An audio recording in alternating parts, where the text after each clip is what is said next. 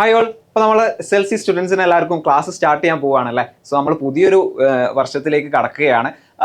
SLC exam എന്ന് പറയുമ്പോൾ നമുക്ക് എല്ലാവർക്കും അറിയാം നമ്മുടെ ലൈഫിൽ ഇമ്പോർട്ടൻ്റ് ആയിട്ടുള്ളൊരു എക്സാം തന്നെയാണ് SLC എക്സാം. അതിലൊരു ഇമ്പോർട്ടൻറ്റ് സബ്ജക്റ്റ് ആണ് ഏത്? നമ്മുടെ മാത്സ് എന്ന് പറയുന്നത്. സോ പലർക്കും ചിലപ്പോൾ ടഫായിട്ടൊക്കെയുള്ള സബ്ജക്റ്റാണ് മാത്സ് എന്ന് പറയുന്നത്. സോ നമ്മൾ ഈ ഒരു പുതിയ വർഷത്തിലേക്ക് കടക്കുന്നതിന് മുന്നേ ജസ്റ്റ് മാത്സിൽ ഇമ്പോർട്ടൻ്റ് ആയിട്ടുള്ള കുറച്ച് ചാപ്റ്റേഴ്സ് നോക്കാം. നിങ്ങൾ ഈ ഒരു വീഡിയോ ഇപ്പോൾ ചെയ്യുന്നതിന് കാരണം എന്താണെന്ന് വെച്ചാൽ നിങ്ങളൊരു പുതിയ ഇയറിലേക്ക് കടക്കുകയാണ്. സോ നിങ്ങൾക്കൊരു ഐഡിയ ഉണ്ടാവണം ഏതൊക്കെയാണ് ചാപ്റ്റേഴ്സ്, ഏതൊക്കെ ചാപ്റ്റേഴ്സിന് നിങ്ങൾ കൂടുതൽ വെയിറ്റേജ് കൊടുക്കേണ്ടതുണ്ട്, പഠിക്കുമ്പോൾ കൂടുതൽ ശ്രദ്ധിക്കേണ്ടതുണ്ട് എന്നൊക്കെയുള്ള കാര്യങ്ങൾ നിങ്ങൾ ഒന്ന് ഇപ്പോഴേ പ്ലാൻ ചെയ്ത് വെക്കുകയാണെങ്കിൽ നിങ്ങൾക്കത് ഈ ഒരു അധ്യയന വർഷം കടന്നു പോകുമ്പോൾ വളരെയധികം ഹെൽപ്ഫുൾ ആയിരിക്കും. സോ അങ്ങനെയുള്ള കുറച്ച് ചാപ്റ്റേഴ്സ് നമ്മൾ നോക്കാൻ പോവുകയാണ്. SLC മാത്സിൽ ഇമ്പോർട്ടൻറ്റ് ചാപ്റ്റേഴ്സ് ഏതൊക്കെയാണെന്നാണ് ഡിസ്കസ് ചെയ്യുന്നത്.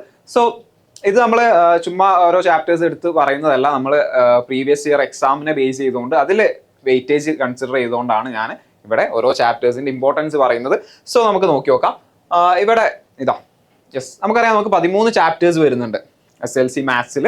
ആ 13 ചാപ്റ്റേഴ്സിൽ ഇപ്പോൾ കഴിഞ്ഞ SLC 2026 ക്വസ്റ്റ്യൻസ് വന്നിട്ടുള്ളതിൻ്റെ വെയിറ്റേജ് അനുസരിച്ചുള്ളൊരു പെർസെൻറ്റേജ് ആണ്, ആ സ്കോറും പെർസെൻറ്റേജും ആണ് ഇവിടെ കൊടുത്തിട്ടുള്ളത്. നമുക്ക് ഓരോ ചാപ്റ്റേഴ്സും നോക്കി നോക്കാം. ഫസ്റ്റ് ചാപ്റ്റർ എന്ന് പറയുന്നത് നമുക്കറിയാം അരിത്മെറ്റിക് സീക്വൻസസ് എന്ന ചാപ്റ്ററാണ്. ഓക്കെ, നിങ്ങൾ 10ാം ക്ലാസ്സിൽ നമ്മളുടെ ഫസ്റ്റ് ചാപ്റ്റർ അരിത്മെറ്റിക് സീക്വൻസ് ആണ്. നമുക്കറിയാം കുറച്ച് സീക്വൻസ് കാര്യങ്ങളാണ് നമ്മൾ പഠിക്കുന്നത്. AP ആണ് നമ്മൾ പഠിക്കുന്നത്.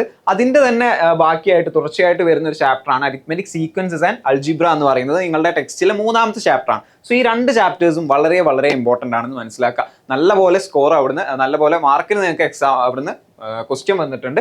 ഇവിടെ ഇത് അരിത്മെറ്റിക് സീക്വൻസ് എന്ന് മാത്രം 7 മാർക്കും അരിത്മെറ്റിക് സീക്വൻസ് ആൻഡ് അൾജിബ്ര എന്ന് മാത്രം 8 മാർക്കും. ടോട്ടൽ 80 മാർക്കിൽ 15 മാർക്കിന് നിങ്ങൾക്ക് ഇവിടുന്ന് ക്വസ്റ്റ്യൻ ചോദിച്ചിട്ടുണ്ട് ഈ 2 ചാപ്റ്റേഴ്സ് നിന്നായിട്ട്. രണ്ടും എന്താണ്? രണ്ടും സെയിം ചാപ്റ്റേഴ്സ് തന്നെയാണ്. പക്ഷേ ഇവിടെ അരിത്മെറ്റിക് സീക്വൻസിൽ നമ്മൾ നമ്പേഴ്സ് ആണ് യൂസ് ചെയ്യുന്നതെങ്കിൽ അരിത്മെറ്റിക് സീക്വൻസ് ആൻഡ് അൾജിബ്ര വരുമ്പോൾ ആ സീക്വൻസുകളുടെ nth term, sum of the terms എന്നൊക്കെ അതിൻ്റെ അൾജിബ്രായിക് ഫോം ഒക്കെയാണ് നമ്മൾ നോക്കുന്നത്.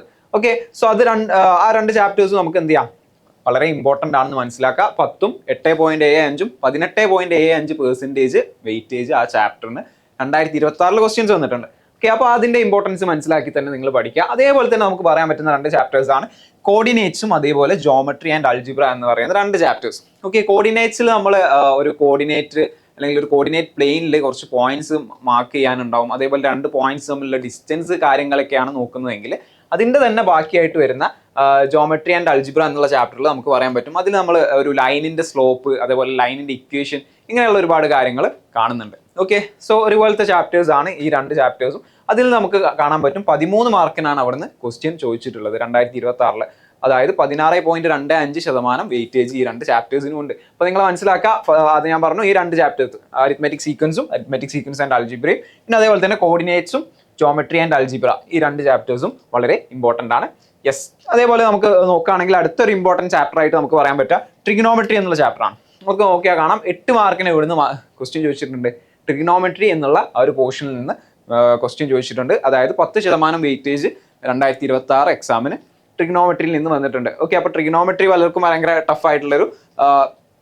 ടഫായിട്ട് പറയാറുണ്ട് സ്റ്റുഡൻസ് ഒക്കെ. പക്ഷേ നിങ്ങൾ എന്ത് ചെയ്യുക, അത് ഇപ്പോൾ തന്നെ ക്ലാസ് പഠിക്കുമ്പോൾ തന്നെ ഇതൊക്കെ ഈ ചാപ്റ്റേഴ്സിൻ്റെ വെയിറ്റേജ് ഇമ്പോർട്ടൻസ് പറയുന്നതിൻ്റെ കാരണം എന്താണെന്ന് വെച്ചാൽ നിങ്ങൾ ഈ ക്ലാസ്സുകളിലേക്കൊക്കെ കാണാൻ പോകുന്നതേ ഉള്ളൂ, അല്ലെ?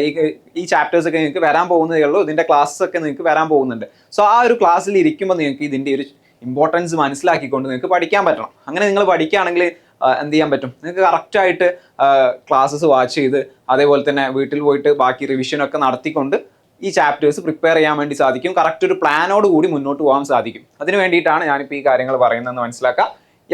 പിന്നെ നമുക്ക് കാണാൻ പറ്റും ഇതാ circles and angles, tangents, circles and lines. ഇത് 3ഉം സർക്കിളുമായിട്ട് റിലേറ്റ് ആയിട്ടുള്ള ചാപ്റ്റേഴ്സ് ആണ്. Circles and angles, tangents, circles and lines, ഈ 3 ചാപ്റ്റേഴ്സൊന്നും നമുക്ക് നോക്കിയാൽ കാണാൻ പറ്റും.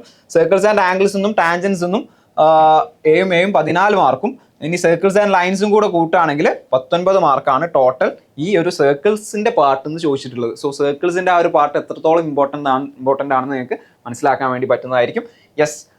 സോ അതൊക്കെ കൃത്യമായിട്ട് മനസ്സിലാക്കി പഠിക്കുക. ആൻഡ് പിന്നെ നമുക്ക് നോക്കിയാൽ കാണാം ഏതൊക്കെയാണ് പറഞ്ഞത്, അരിത്മെറ്റിക് സീക്വൻസ് നമ്മൾ നോക്കി. അതേപോലെ മാത്തമാറ്റിക്സ് ഓഫ് ചാൻസ് എന്ന് പറഞ്ഞാൽ പ്രോബബിലിറ്റിയാണ്.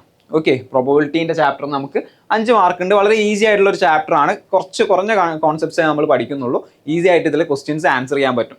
ഓക്കെ, സോ അത് നിങ്ങൾ ക്ലാസ് എടുക്കുമ്പോൾ അത് ശ്രദ്ധിച്ച് മനസ്സിലാക്കാം. സ്റ്റാറ്റിസ്റ്റിക്സ് എന്ന് 6 മാർക്കിന് ക്വസ്റ്റ്യൻ ചോദിച്ചിട്ടുണ്ട്. സ്റ്റാറ്റിസ്റ്റിക്സ് എന്ന് പറയുമ്പോൾ നിങ്ങൾ ഒരു സ്ഥിരമായി കണ്ടുവരുന്ന ഒരു ടൈപ്പ് ഓഫ് ക്വസ്റ്റ്യൻ ഉണ്ട്. ഒരു 5 മാർക്കിന് സ്ഥിരമായിട്ട് നിങ്ങളോട് ചോദിക്കുന്ന ഒരു ക്വസ്റ്റ്യൻ ഉണ്ട്. അത് കൃത്യമായിട്ട് നിങ്ങൾ മനസ്സിലാക്കി പഠിക്കുക. നിങ്ങൾക്ക് എന്തായാലും സ്റ്റാറ്റിസ്റ്റിക്സ് സ്കോർ ചെയ്യാൻ വേണ്ടി പറ്റുന്നതായിരിക്കും. അതേപോലെ കോർഡിനേറ്റ്സും ജോമെട്രി ആൻഡ് അൾജിബ്രയുടെ ഇമ്പോർട്ടൻസ് നമ്മൾ ഓൾറെഡി പറഞ്ഞു. അരിത്മെറ്റിക് സീക്വൻസ് ആൻഡ് അൾജിബ്ര കണ്ടു. And second degree equation and polynomials and equations. Second degree equation അല്ലെങ്കിൽ ക്വാഡ്രാറ്റിക് ഇക്വേഷൻ എന്നൊക്കെ നമ്മൾ പറയും. അത് ഒരു എന്താണ് എക്സിൽ അല്ലെങ്കിൽ സെക്കൻഡ് ഡിഗ്രിയിൽ ഒരു ഇക്വേഷൻ നിന്നിട്ട് സോൾവ് ചെയ്ത് കണ്ടുപിടിക്കാനുള്ള കുറച്ച് കാര്യങ്ങളാണ്. സോ അതിനും എത്ര മാർക്സ് ഉണ്ട്? രണ്ടും സെക്കൻഡ് ഡിഗ്രി ഇക്വേഷൻസിന് 4 മാർക്കും പോളിനോമിയൽസ് ആൻഡ് ഇക്വേഷൻസിന് 4 മാർക്കും ക്വസ്റ്റ്യൻ ചോദിച്ചിട്ടുണ്ടെന്ന് മനസ്സിലാക്കാം. And circles and angles, tangents, circles and lines, trigonometry important ആണെന്ന് നമ്മൾ പറഞ്ഞു. അതേപോലെ സോളിഡ്സ് എന്നുള്ള ചാപ്റ്ററിനും 6 മാർക്കിന് ക്വസ്റ്റ്യൻസ് ചോദിച്ചിട്ടുണ്ട്. സോ ഇതേപോലെ തന്നെ നിങ്ങൾക്ക് നെക്സ്റ്റ് ഇയറിലും ആ ഒരു വെയിറ്റേജ് വരണമെന്ന് നിർബന്ധമില്ല. മേ ബി പാറ്റേൺസ് ചേഞ്ച് ആവാം, ക്വസ്റ്റ്യൻസ് ചോദിക്കുന്ന ആ ഒരു ഈ ഏത് ചാപ്റ്ററിന്റെ ആ ഒരു ഡിഫറൻസ് മേ ബി ഉണ്ടാവാം. പക്ഷേ ഞാൻ പറഞ്ഞത് കഴിഞ്ഞ ഒരു ഇയറിൽ ഇങ്ങനെയായിരുന്നു വെയിറ്റേജ് വന്നത്. സോ ഇമ്പോർട്ടൻ്റ് ആയിട്ടുള്ള ചാപ്റ്റേഴ്സ് ഏതൊക്കെയാണെന്ന് നമുക്ക് ഈ ഒരു വെയിറ്റേജ് കണ്ടുകൊണ്ട് നമുക്കൊന്ന് അനലൈസ് ചെയ്യാൻ പറ്റും അല്ലേ. സോ അങ്ങനെ ഇമ്പോർട്ടൻറ്റ് ചാപ്റ്റേഴ്സ് നമ്മൾ ജസ്റ്റ് നോക്കി കണ്ടിട്ടുണ്ട്. സോ നിങ്ങൾ എന്ത് ചെയ്യുക, ആ ചാപ്റ്റേഴ്സ് ഒക്കെ നിങ്ങളുടെ ക്ലാസ്സിൽ വരുമ്പോൾ അത് കൃത്യമായിട്ട് പഠിക്കുക, നല്ലപോലെ ക്ലാസ് ശ്രദ്ധിച്ചിരിക്കുക, മനസ്സിലാക്കി പഠിക്കുക. അതേപോലെ റിവിഷനും നല്ല അടിപൊളിയായിട്ട് നിങ്ങൾ നടത്തുക.